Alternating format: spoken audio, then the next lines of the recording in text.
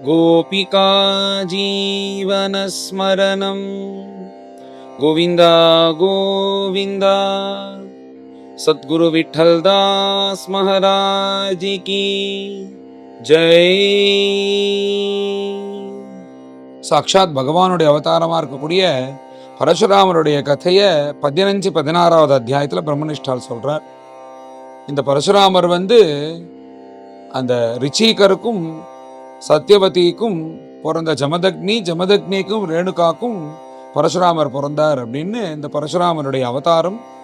பரசுராமரே அந்த ரிச்சிகருடைய அந்த சாபம் இருக்கணும், உனக்கு இந்த பிராமண ரூபத்தில் பிறந்தாலும் கூட உன்னுடைய மகன் க்ஷத்ரிய அம்சத்தோட இப்படி தண்டிக்கிறது போல, எல்லாரையும் கோரமாக தண்டிக்கிறது போல ஒரு குணத்தோட இருப்பான் அப்படின்னு இந்த ரிச்சிகர் சொன்னார். என்னுடைய மகனுக்கு இப்படி ஒரு சாபமா அப்படின்னு சொல்லிட்டு கேட்ட உடனே, அப்படியானால் உன் மகன் இல்லாதபடிக்கு அது எப்படியா இருந்தாலும் நடக்கும், ஒன்று உன் மகன் இருப்பான், இல்லாட்டி உன்னுடைய பேரனுக்கு அப்படி ஆயிடும் அப்படின்னு இந்த ரிச்சிகன் சொன்னதுனால இங்க பரசுராமர் அவருடைய பிராமண வம்சத்துல பிறந்தாலும் கூட அப்படி ஒரு கோபமா அவருக்கு தப்பு பண்ணவர்களை சும்மா விட மாட்டார். அப்படி அந்த மகாவீரனா இருக்கக்கூடிய அந்த கார்த்தவீரியார்ஜுன சம்ஹாரம் பண்ணி அந்த காமதேனுவை கொண்டு அப்பா அவனுடைய ஆசிரமத்துல கட்டி தீர்த்த யாத்திரைகள்லாம் போயிட்டு அப்பாவுக்கு சசுஷோஷ பண்ணிட்டு இருந்துட்டு இருக்கார். இந்த சமயத்துல ஒரு சம்பவம் நடக்கிறது. என்னன்னா, அப்பாவுக்கு சசுஷோஷ பண்ணிட்டு இருக்கும்போது ஜமதக்னியோடைய சம்சாரமா இருக்கக்கூடிய ரேணுகா தேவி மேல அந்த ஜமதக்னிக்கு வேணுங்கிற அந்த மடி ஜலம்லாம் எடுத்துன்னு வரதுக்காக நதிக்கு போய் ஜலம் எடுத்துன்னு வரதுக்காக போறா. அந்த சமயத்துல ஸ்திரீகளோட சேர்ந்துட்டு ஒரு கந்தர்வன் ஜலக்கிரீடை பண்ணிட்டு சந்தோஷமா இருக்கிறத பார்த்தா. அதை பார்த்த உடனே கொஞ்சம் ஆசைப்பட்டாலாம், நாமளும் இந்த மாதிரி இருந்தா எப்படி நன்னா இருக்கும், சௌக்கியமாக நாம் அப்படி கஷ்டப்பட்டு இருக்கமேன்னு தோணிடுத்து. அப்படி அவளை பார்த்துட்டே அங்க நின்னா மேல ஜமதக்னி பண்ணக்கூடிய அக்னிஹோத்திர காலத்துக்கு தாமதம் ஆயிடுத்து, சரியான சமயத்துக்கு வரல. ஜமதக்னியும் பரம தபஸ்வி, இவ வரலன்னு தெரிந்து கொண்டு யோஜனை பண்ணினா அந்த கந்தர்வனை நினைச்சுட்டு இப்படி நாம இருக்கலாமேன்ற ஒரு சின்னதா எண்ணம், அப்படி ஆசைப்பட்டதெல்லாம் அந்த ஜமதக்னிக்கு தெரிஞ்சிருது. தெரிஞ்ச உடனே கோபம் வந்துடுது அவருக்கும். உடனே அங்க காத்துட்டு இருக்கார், அக்னிஹோத்திரத்துக்கும் வரலன்னு. ரேணுகா தேவி அப்ப வந்தா ஜலம் எடுத்துட்டு. ரேணுகாக்கும் பயமா இருக்கு, மேல என்ன நடக்க போறதுன்னு தெரியல. இவருக்கு நாம அதை பண்ணணும் இதை பண்ணணும்னு பொய் சொன்னாலாம் பலிக்காது. ஏன்னா அவர் அவருக்கு அபரோக்ஷானுபூதி இருக்கிறதுனால அங்க என்ன நடந்ததுன்னு கண்ண முடினா அவருக்கு தெரிஞ்சிடும். அதனால என்ன நடக்க போறதுன்னு தெரியலன்னு ரேணுகா பயந்துட்டே வரா ஆசிரமத்துக்கு, ஜமதக்னியுடைய ஆசிரமத்துக்கு. அப்படி வந்தபோது ஜமதக்னி பரம கோபிஷ்டரா இருக்கார். நீ இப்படி அக்னிஹோத்திரம் பண்ண வேண்டிய சமயத்துல இது இல்லாதபடிக்கு அந்த மாதிரிலாம் சௌக்கியமா இருக்கணும்னு வாழணும்னு நினைச்சுட்டு இருந்தியானோ, நீ உயிரோட இருக்கிறதுக்கு லாய்க்கு இல்லைன்னு தன்னுடைய புத்திரர்கள் வசுமத்துகள்னு சில பேர் பரசுராமருடைய அண்ணாக்கள், அவளை கூப்பிட்டு உன்னுடைய அம்மா உயிர் வாழறதுக்கு தகுதி இல்லாதவள், அதனால அவளால் நீ சம்ஹாரம் பண்ணணும் அப்படின்னு அந்த வசுமத்துக்களை பார்த்து இந்த ஜமதக்னி சொல்ற. இப்படி சொன்ன உடனே இந்த வசுமத்துக்கள்லாம், இது என்ன ஒரு பெரிய தப்பா, இதுக்கு போய் நீங்க இப்படி கோபிச்சுக்கிறீங்களே, நாங்க பண்ண மாட்டோம் அப்படின்னா. உடனே எங்க பரசுராமரை கூப்பிட்டார். பரசுராமா, இவ தப்பு பண்ணிட்டா, இவளை சம்ஹாரம் பண்ணணும். மேல நான் சொல்ல பேச்சு இவாளும் கேட்காதனால இந்த உன்னுடைய அண்ணாக்களுக்கும் உயிரோட இருக்கிறதுக்கு அருகதை இல்லை, உன்னுடைய தாயாருக்கும் உயிரோட இருக்கிறதுக்கு அருகத்தில் இல்லை, எல்லாரும் நீ சம்ஹாரம் பண்ணு அப்படின்னார். பரசுராமர் அப்படியே ஆகட்டும் பண்றேன் அப்படின்ட்டார். மேல அவர் பண்றதெல்லாம் தெரியும். அடுத்தது உடனே தன்னுடைய கோடாலி எடுத்துட்டார், அம்மாவை சம்ஹாரம் பண்ணினார். தன்னுடைய அண்ணாக்கள் எல்லோரையும் சம்ஹாரம் பண்ணிட்டார். பரசுராமர் அப்பா சொல்லிட்டாளேன்னு சொன்ன உடனே ஜமதக்னி பரம சந்தோஷப்படுறார். சந்தோஷப்பட்டு, பரசுராமா இப்படி எல்லோரையும் நீ சம்ஹாரம் பண்ணிட்ட, நான் சொன்ன உடனே நான் சொன்ன பேச்சு கேட்ட, இப்படி ஒரு பித்ருபக்தனா நீ, அதனால நீ செஞ்ச காரியத்தினால நான் பரம சந்தோஷம் அடைந்தேன். நீ ஏதாவது வரணும் இருந்தா கேளு, உனக்கு நான் கொடுக்குறேன், உனக்கு என்ன வேணும்னு கேளுன்னு இப்படி ஜமதக்னி பரசுராமர்கிட்ட கேட்டாராம். உடனே பரசுராமர், நீங்க எது கேட்டாலும் கொடுப்பேலானா, எதை கேட்டாலும் கொடுக்குறேன் அப்படின்னு. உடனே இப்ப நான் யாரெல்லாம் சம்ஹாரம் பண்ணினேனோ அவ எல்லாரும் திரும்பி உயிரோட வரணும் அப்படின்னார். அதுக்கு மேல இன்னொரு வரணும் கேட்கிறா. அப்படி அவ உயிரோட வரும்போது இப்படி நான் சம்ஹாரம் பண்ணினேன், என்னுடைய அம்மாவா இருக்கக்கூடிய தாயார் இந்த கந்தர்வனை பார்த்து ஆசைப்பட்டா, அதனால இந்த தப்புகள்லாம் நடந்தது, நான் சம்ஹாரம் பண்ணினேன்ற எண்ணத்தையும் இல்லாதபடிக்கு அவளுக்கு இதுக்கு முன்னாடி எப்படி இருந்தாலோ அப்படி அந்யோன்யமா இருக்கிறது போல பரம பவித்திரமாக அவ எண்ணத்தையும் மாத்தி அவளுக்கு நீங்க உயிரை கொடுக்கணும், இது எனக்கு வரமாக கொடுங்கோ அப்படின்னு ஜமதக்னிகிட்ட கேட்ட உடனே ஜமதக்னிக்கு ஆச்சரியம் தாங்கல. இந்த மாதிரி ஒரு வரன் கேட்பான்னு நினைச்சு கூட பார்க்கலையா ஜமதக்னி. ஏன்னா இப்ப அப்பா சொன்ன காரியத்தையும் செஞ்சாச்சு, அப்பாவையும் சந்தோஷப்படுத்தியாச்சு. அதே மாதிரி அப்பா சொல்லி அம்மாவை தன்னுடைய அண்ணாக்களை சம்ஹாரம் பண்ணதுனால அப்பா அனுகிரகத்தினாலேயே இப்ப அவ உயிரோட வந்துடுறா. அதனால இப்படி பண்ணலான்னு தெரிஞ்சுட்டு தான் அப்பா சொன்ன உடனே தன் அம்மாவையும் தன் அண்ணாக்களையும் பரசுராமர் சம்ஹாரம் பண்ணினார். இப்ப ஜமதக்னியோட அனுகிரகத்தினால அத்தனை பேரும் உயிரோட வந்துட்டா அவளுக்கு எதுவுமே ஞாபகம் இல்லை, இந்த மாதிரி ஒன்னெல்லாம் நடந்தது, பரசுராமர் சம்ஹாரம் பண்ணினார்னு ஜமதக்னிக்கு தெரியும், பரசுராமருக்கு தெரியும், பாக்கி யாருக்கும் தெரியாது. அப்படி பண்ணினார் பரசுராமர். அப்படி தீர்க்க தரிசனமாக தன் அப்பாட்ட இப்படி வரன் வாங்கி பண்ண முடியும்னு முன்னாடியே யோசிச்சு அதுக்கு உபாயத்தை மனசுல வச்சுட்டு அப்பா சொன்னதை அப்படியே செஞ்ச. இப்படி அப்பாவுக்கு சுஷ்ரூஷை பண்ணிட்டு இருக்கும் போது பரசுராமர் கொஞ்சம் தூரம் காட்டுல போய் இந்த சமித்து இதெல்லாம் எடுத்துன்னு வரத்துக்காக போறார். அப்படி எடுத்துன்னு வரத்துக்காக போயிட்டு இருக்கும் போது ஜமதக்னி அவர் ஸ்தானத்ரயாத் பரம்பிராப்தம்னு சமாதி ஸ்திதியில சரீரத்தை மறந்து கண்ணை மூடிண்டு அப்படி தபஸ் பண்ணிட்டு இருக்காராம், பகவத் தியானம் பண்ணிட்டு இருக்காராம்.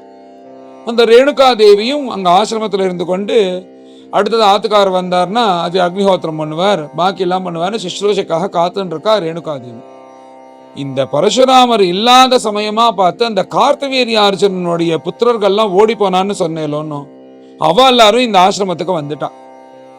இன்னும் அவளுக்கு கோபம் தாங்கல. இந்த தன்னுடைய அப்பாவை அவ எல்லாரும் பார்த்துட்டே இருக்கும்போது பரசுராமர் தலையை வெட்டி கொண்டு போனாரோன்னு, அதே மாதிரி இந்த பரசுராமருடைய அப்பாவா இருக்கக்கூடிய ஜமதக்னியோடைய தலையை வெட்டி கொண்டு போனாதான் பழிக்கு பழி தீக்கணும்னு அந்த மாதிரி அந்த கார்த்தவீர்யார்ஜுனன் புத்திரர்கள்லாம் வந்திருக்கான்.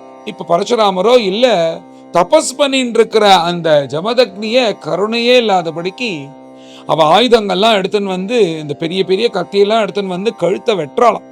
ரேணுகா தேவி கதறாளாம், ஏண்டா அப்படி பண்றீங்க, விடுங்கடா விடுங்கடா விடுங்கடா, தபஸ்விடா தபஸ் பண்ணிட்டு இருக்காரா, அவருக்கு எதுவும் தெரியாது, இப்ப போய் தலையை வெட்டலாமான்னு சொல்லி கதறார் ரேணுகா தேவி. உடனே ராமா ராமான்னு கூப்பிடுறாளாம் பரசுராமரை, நீ காப்பாத்தி இந்த பாவிகள்லாம் இப்படி பண்றானே, அதுக்குள்ள தலையை வெட்டிடுவான் போல இருக்கே, ராமா நீ வான்னு சொல்லிட்டு கதறவும் கதறா. அதெல்லாம் ஒத்தனும் எதுவும் கேட்கல. இந்த பழி வாங்குற தன்மை இருந்ததுன்னா என்ன வேணாலும் பண்ணுவாளோன்னு அப்படியே என்ன பண்ணார்கள்னா அந்த ஜமதக்னி தபஸ் பண்ணிட்டே இருக்கும்போது கழுத்தை வெட்டி அந்த தலையை கொண்டு போயிட்டாலாம்.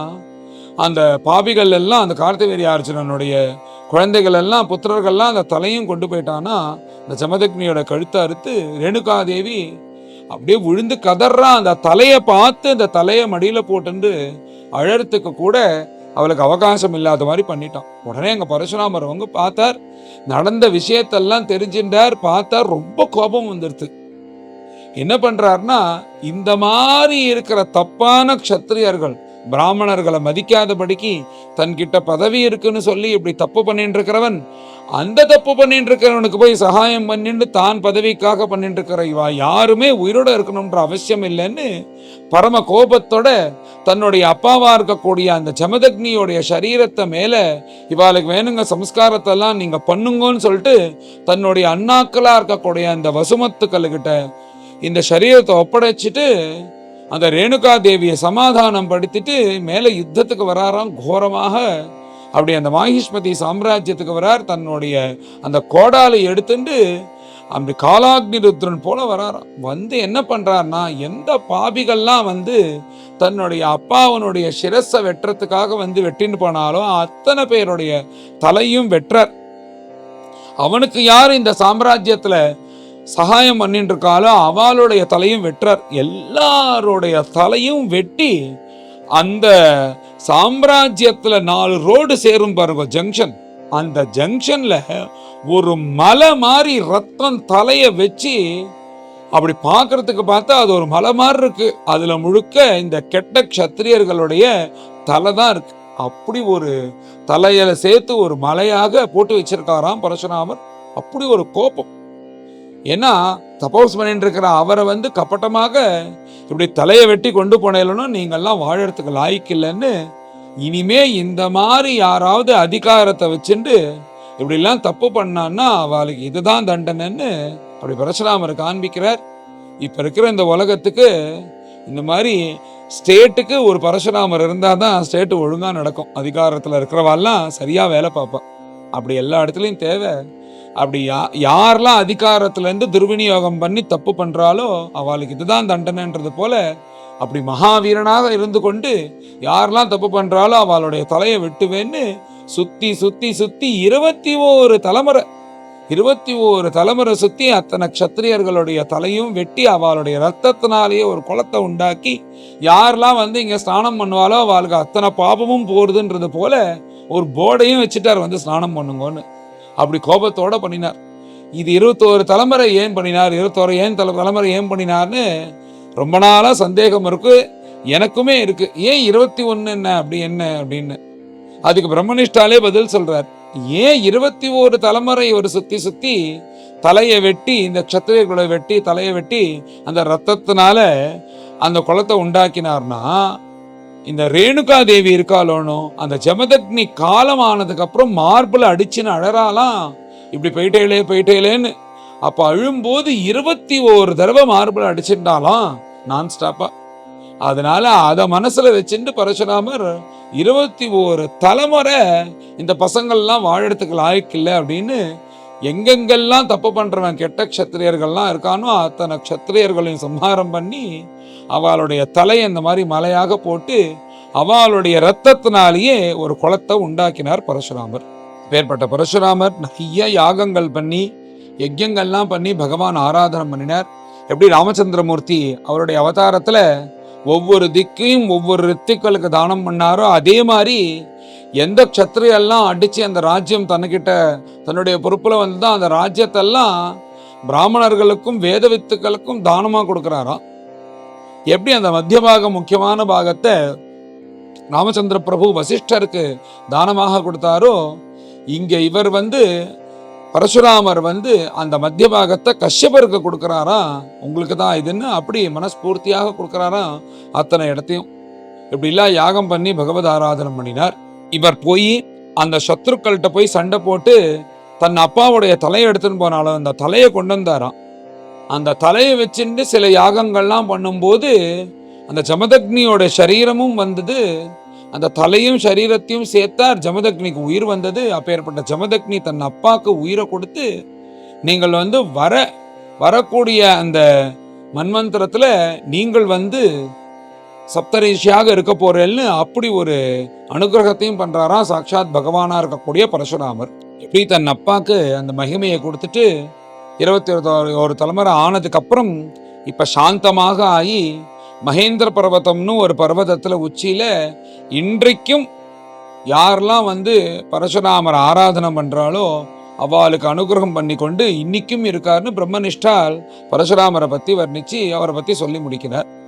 அடுத்ததாக காதியினுடைய மகமா இருக்கக்கூடிய விஸ்வாமித்திரனுடைய கதையை ஆரம்பிக்கிறார். இந்த விஸ்வாமித்திரர் தான் வந்து இந்த காதியினுடைய மகனாக க்ஷத்ரியனாக பிறந்தாலும் தன்னுடைய தபஸ்னாலையும் தன்னுடைய பிரம்மனிஷ்டையினாலையும் பிரம்ம ரிஷியாக மாறினார் அப்படின்னு விஸ்வாமித்திரருடைய கதையை சொல்லி, இந்த விஸ்வாமித்திரர் வந்து அப்படி பிரம்ம ரிஷியா ஆனதுக்கு அப்புறம் அப்பதான் வந்து இந்த ஹரிச்சந்திரனுடைய சரித்திரத்துல அந்த நரபலி தன்னுடைய நரபலியை காப்பாத்துறதுக்காக அந்த அஜீகர்த்தான்னு சொல்லக்கூடிய அந்த பிராமணனுடைய நடுமகனா இருக்கக்கூடிய சுனஷேப்பனை இந்த ரோஹிதன்னு சொல்லக்கூடிய ஹரிச்சந்திரனுடைய புத்திரன் கொண்டு வந்து நரபலிக்காக கொடுத்தாரோனோ அந்த யாகத்துக்காக நரபசுக்காக. அந்த சமயத்துல அந்த சுனஷேப்பனை கட்டி அந்த நரபசுவாக வச்சு யாகம் பண்றதுக்காக நடக்கும்போது அந்த சுனஷேப்பனை வந்து இப்படி கொடுக்கறதுக்கு விஸ்வாமித்திரருக்கு வந்து பிடிக்கவே இல்லை. அதனால அந்த சுனஷேப்பனுடைய காதுல போய் யாருக்கும் தெரியாத ஒரு மந்திரத்தை உபதேசம் பண்ணி, இந்த மந்திரத்தினால இந்த தேவர்களை கூப்பிட்டேன்னா அந்த தேவர்கள் வந்து இந்த யாகத்தையே நிறுத்தி உன் உயிரை காப்பாத்துவா அப்படின்னு சொல்லிட்டு யாருக்கும் தெரியாம ரகசியமா அந்த சுனஷேப்பன்ட்ட சொன்னதே விஸ்வாமித்திரர் தான் ஒரு நல்ல புத்தியோட. இப்படி சொன்ன உடனே அந்த சுனஷேபனும் தேவர்களை பிரார்த்தனை பண்ணினா உடனே தேவர்கள்லாம் வந்து அந்த யாகத்தை நடத்தி இந்த மாதிரிலாம் பண்ணக்கூடாது அப்படின்னு சொல்லிட்டு அப்படி வேண்டியது இதெல்லாம் சரியா எடுத்து அதனால நரபலி கொடுக்க தேவையில்லைன்னு சொல்லிட்டு அவர்கள்லாம் கிளம்பினா இப்படிலாம் பண்ணதுக்கு காரணம் விஸ்வாமித்திரன் இந்த கதையை சொன்னார். அதுக்கப்புறம் இந்த சுனஷேபன்னு சொல்லக்கூடிய இந்த பையன் நடுமகனா இருக்கிறதுனால தானே இப்படிலாம் வந்து அனர்த்தங்கள் வருது. அதனால இவனை நான் மூத்த மகனாக நான் ஸ்வீகாரம் பண்ணிக்கிறேன் அப்படின்னு விஸ்வாமித்திரர் ஸ்வீகாரம் பண்ணிக்கிறார். அப்படி விஸ்வாமித்திரர் ஸ்வீகாரம் பண்ணிட்டு விஸ்வாமித்திரருக்கு 100 மகன்கள் ஏற்கனவே இருக்காளாம். அவளை கூப்பிட்டு உங்க எல்லாரையும் விட இவன் தான் மூத்தவன், நீங்க எல்லாரும் ஏத்துக்கணும் அப்படின்றது போல விஸ்வாமித்திரர் சொல்றார். அதுல முதல்ல ஒரு 50 அடுத்த ஒரு 50ன்னு 2 கோஷ்டியா இருக்கா போல இருக்கு. முதல்ல இருக்கிற 50 பேர் வந்தா இவனெல்லாம் வந்து எங்க மூத்த அண்ணாவெல்லாம் ஏத்துக்க முடியாது, எப்படி எங்களால ஏத்துக்க முடியும், அதெல்லாம் எங்களால ஏத்துக்க முடியாதுன்னு உடனே விஸ்வாமித்திரர் கோபம் வந்துடுத்து, நீங்க எல்லாம் மிளேச்சர்களாக போகப்படுவது அப்படின்னு அந்த 50 பேரை சபிச்சார். அடுத்தது 50 பேரை பார்த்து நீங்க ஏத்துக்கிறீங்களான்னு நாங்க தாராளமா ஏத்துக்கிறோம், இவர் தான் எங்களுடைய அண்ணா அப்படின்ன உடனே அப்போ உங்களுக்கு பிறக்கக்கூடிய குழந்தைகள் எல்லாம் வீரனும் சுரனும் தீரணமாக பிறப்பார்கள் அப்படின்னு சொல்லிட்டு வேற கோத்திரத்துல இருந்த சுனஷேபனை தன்னுடைய கோத்திரத்துக்கு அந்த கௌசிக கோத்திரத்துக்கு மாத்தினதுனால அவர் அந்த கோத்திரத்திலேருந்து வசிஷ்டருடைய கோத்திரத்திலேருந்து இந்த கௌசிக கோத்திரத்துக்கு மாறி இப்ப வந்து கோத்திரமே மாறிடுத்து அவருக்கு இந்த சுனஷேபனுக்குன்னு. இந்த சுனஷேபன் விஸ்வாமித்ரால காப்பாற்றப்பட்டு இப்ப மூத்த மகனாக இருந்து விஸ்வாமித்திரனுக்கு இருந்து கொண்டு ஜொலிச்சுட்டு இருக்காருன்னு பிரம்மனிஷ்டால் இந்த அத்தியாயத்தை சொல்லி பூர்த்தி பண்ற. மேலும் எல்லோரும் கலந்து இந்த அத்தியாயத்தை பாராயணம் பண்ணுவோம். அச்ச ஷோடசோத்யாயः ஸ்ரீசுகோவாச பித்ரோபசிக்ஷிதோ ராமः ததேதி குரு நந்தனா சம்வத்சரம் தீர்த்தயாத்ராம் சரித்வா ஆஶ்ரமமாவ்ரஜத் கதாசித் ரேணுகாயாதா கங்காயாம் பத்மமாலினம் கந்தர்வராஜம் கிரீடந்தம் அப்சரோபிஹ அபஷ்யத் விலோகயந்தீம் கிரீடந்தம் உதகார்த்தம் நதீம் கதா ஹோமவேலாம் ந சஸ்மார கிஞ்சித் சித்ரரதஸ்ப்ருஹா காலாத்யயம் தம் விலோக்ய முனேஹ சாபவிசங்கிதா ஆகத்ய கலசம் தஸ்தோ புரோதாய கிருதாஞ்சலிஹ வியபிசாரம் முனிர்ஞாத்வா பத்ன்யாஹ பிரகுபிதோ ப்ரவீத் घ्नतैनां पुत्रकाः पापाम् इत्युक्तास्तेन चक्रिरे रामः संजोदितः पित्रा भ्रातॄन् मात्रा सहावधीत् प्रभावज्ञो मुनेः सम्यक् समाधेः तपसश्च सः वरेण छन्दयामास प्रीतः सत्यवती सुतः वव्रेहतानां रामोऽपि जीवितं चास्मृतिं बधे उत्तस्थुस्ते कुशलिनः निद्रापाय इवाञ्जसा पितुर्विद्वांस्तपो वीर्यं रामश्चक्रे सुहृद्वधं ये अर्जुनस्य सुता राजन् स्मरन्तः स्वपितुर्वधं रामवीर्य पराभूताः लेभिरे शर्म न क्वचित् एकदा आश्रमतो रामे सभ्रातरिवनं गते वैरं सिसाधयिषवः लब्धच्छिद्रावुपागमन् दृष्ट्वाग्नि अगार आसीनं आवेशितधियं मुनिं भगवती उत्तमश्लोके जघ्नुस्ते पापनिश्चयाः याच्यमानाः कृपणया राममात्रा अतिदारुणाः प्रसह्य शिर उत्कृत्य निन्युस्ते क्षत्रबन्धवः रेणुका दुःखशोकार्ता निघ्नन्ति आत्मानमात्मना राम रामेति तातेति विचुक्रोश उच्चकैः सती तदुपश्रुत्य दूरस्थो हारामेति आर्तवत् स्वनं त्वरया आश्रममासाद्य ददृशे पितरं हतं तद्दुःखरोषामर्षार्ति शोकवेगविमोहितः हातात साधो धर्मिष्ठा त्यक्त्वास्मान् स्वर्गतो भवान् विलप्यैवं पितुर्देहं निधाय भ्रातृषु स्वयं प्रगृह्य परशुं रामः क्षत्रान्ताय मनोदधे गत्वा माहिष्मतीं रामो ब्रह्मज्ञविहतश्रियं तेषां स शीर्षभिराजन्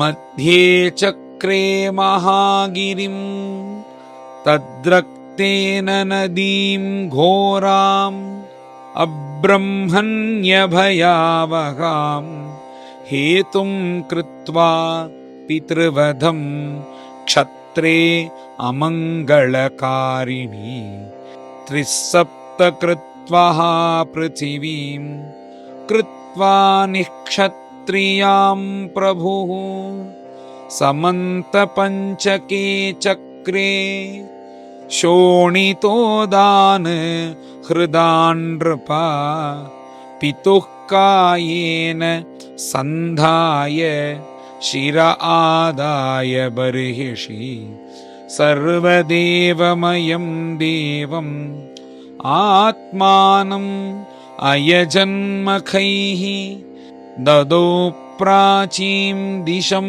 होत्रे ब्रह्मणे दक्षिणां दिशम् अध्वर्यवे प्रतीचीं वै उद्गात्रे उत्तरां दिशम् अन्येभ्यः अवान्तरदिशः कश्यपाय च मध्यमः आर्यावर्तमुपद्रष्टे सदस्येभ्यः ततः परम् ततश्च अवभृतस्नान विधूताशेषकिल्बिषः सरस्वत्यां ब्रह्मनद्यां रेजेव्यभ्रैवांशुमान् स्वदेहं जमदग्निस्तु लब्ध्वा संज्ञानलक्षणम्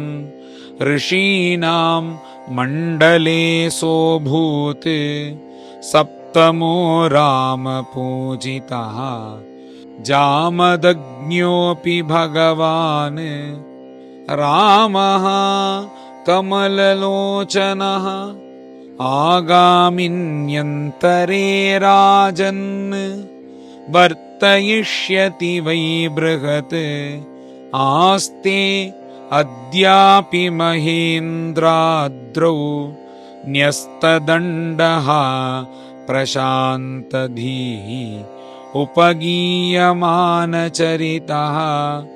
सिद्धगन्धर्वचारणैः एवं भृगुषु विश्वात्मा भगवान् हरिरीश्वरः अवतीर्य परं भारं भुवो अहन्मे बहुशो नृपान् गाधेः अभूत् महातेजाः समिद्धैव पावकः तपसा क्षात्रमुत्सृज्य यो लेभे ब्रह्मवर्चसं विश्वामित्रस्य च एवासन् पुत्रा एकाशतं नृपा मध्यमस्तु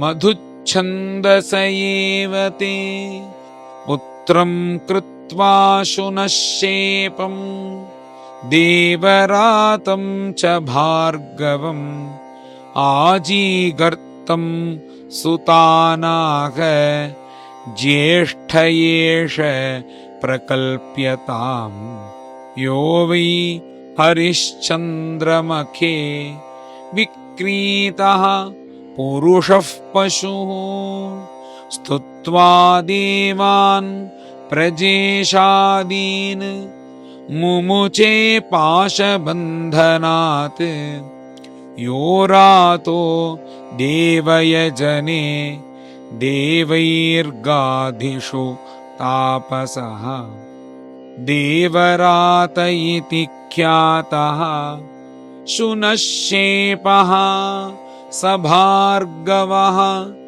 ये मधुच्छन्दसो ज्येष्ठाः कुशलं मेनिरेण तत् अशपत् तान् मुनिः क्रुद्धः म्लेच्छाभवत दुर्जनाः बहोवाच मधुच्छन्दाः सार्धं 50 ततः यन्नो भवान् सञ्जानीते तस्मिन् तिष्ठामहे वयम् ज्येष्ठं मन्त्रदृशं चक्रुः त्वामन्वञ्चो वयं स्महि विश्वामित्रः सुतानाः वीरवन्तो भविष्यथ ये मानं मे